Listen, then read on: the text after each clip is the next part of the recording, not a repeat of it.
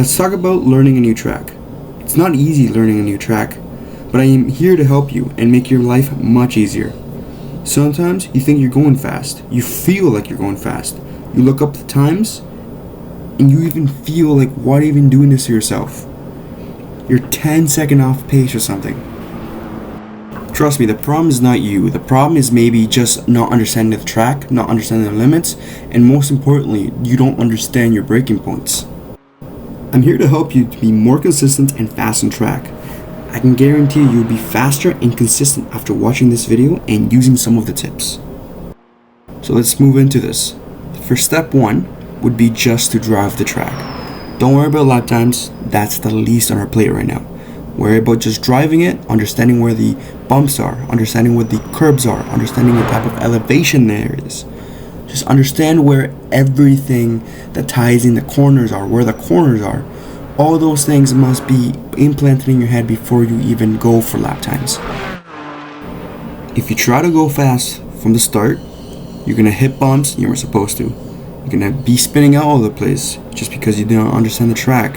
So again, I recommend understanding the track, driving the track, understanding where the things are first before changing any lap time. And just because you feel like you're going fast, and it may look like you're going fast, does not mean that you are going fast. You can see in this video right here, where it looks like I'm going fast, I felt I'm going fast, but in reality I was not, and I was making mistakes all over the place. I was hitting bumps, I was going on the grass, and at the end, well, I spun out. And also maybe one of the reasons why you're frustrated and don't understand what you're doing wrong. Step 2 would be having consistent brake references. You can see here that I brake inconsistent. I either brake too early or too late, making my lap times fluctuate. And each time I'm passing through this area, my car handles differently, so I have to put more mental thought onto it, slowing me down. Right now you may be just guessing your braking markers and your braking references. You may be thinking just somewhere in between here. Braking references are not always set in stone, as in you have to brake here.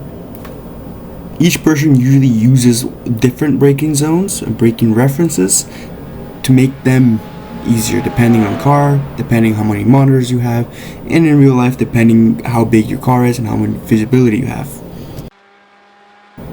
You're literally trying to find anything that helps you. Right now, this is my spot. I look at that patch of grass. That patch of grass is slightly discolored. I brake as soon as I get there. That would be my consistent brake reference. Another thing you could do is use the replay option. On iRacing, it's really simple and easy to understand it. You can use the replay option to look at things around you, and you can constantly brake in that spot. If you can make the corner, not overdrive the car, and the car feels stable, you've got a braking reference. A lot of racing is trial and error, so you just gotta keep learning until you find the spot for you. Then you can go back and replay and see what you are doing, what your braking references, how accurate are you. And you're doing all of this and still not looking for lap times. You should not be worried about lap times at this point. A lot of tracks also have brake boards. They usually have 100, 150, 200, 300. So use all of them too. Some may have a tree, some may have a marking on the road, some may even have a cone that you can use. But avoid things that move over time, like shadows. If you feel like your braking point is too safe, brake 5 meters later, 10 meters later. And if you overshoot the corner, you know exactly where to brake. And just because you're braking a bit later doesn't mean you change your brake pressure. Keep the same brake pressure. We're trying to learn consistency here. And also try to have multiple brake point references for the same corner, because you may not be able to see it when you're racing. And you're going to be that one guy that people report because they thought that you dive bomb on purpose. Just like this, you went in the inside, brake too late, and you're out. Braking references only work if your brake pressure is consistent.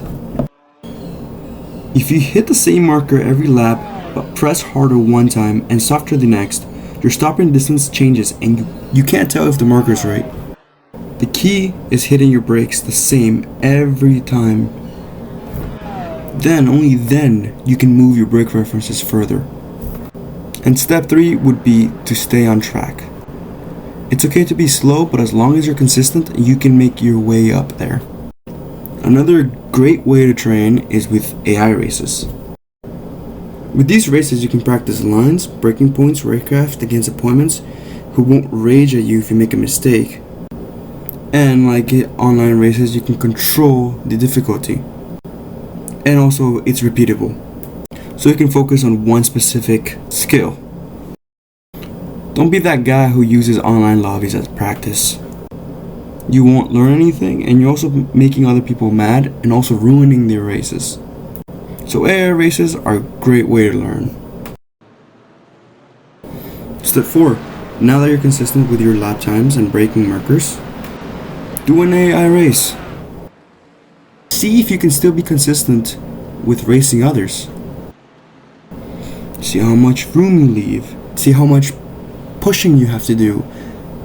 How the car handles and how it feels. And again, at this point, you're still not chasing lap times. You're just having to see if you can be consistent and stay on track. And this video is to help you understand how to be a better driver and to get the foundations to be a better driver. Because you can go fast, but if you don't know how or why you're going fast, you'll never be better. You're always going to have a plateau. And with that being said, I hope you can take some of these tips and apply them onto the racetrack and become a faster driver. If you guys do me a solid, just hit that like button and subscribe so I can make more of these videos. And leave your comments of what you thought about the video and if you want more of these.